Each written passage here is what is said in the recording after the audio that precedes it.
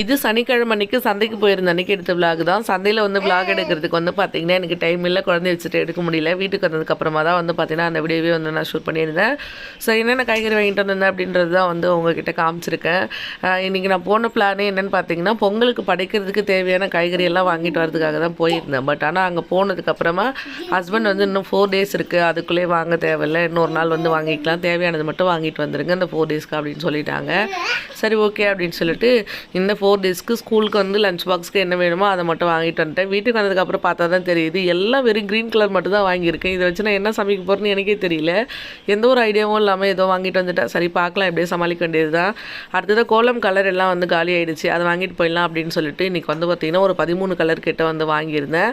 So அதுவுமே வந்து பார்த்திங்கன்னா உங்களுக்கு காமிக்கிற பாருங்கள். இது ஒரு பேக்கெட் வந்து 10 rupees அப்படின்னு இங்கே வந்து சேல் பண்ணுறாங்க.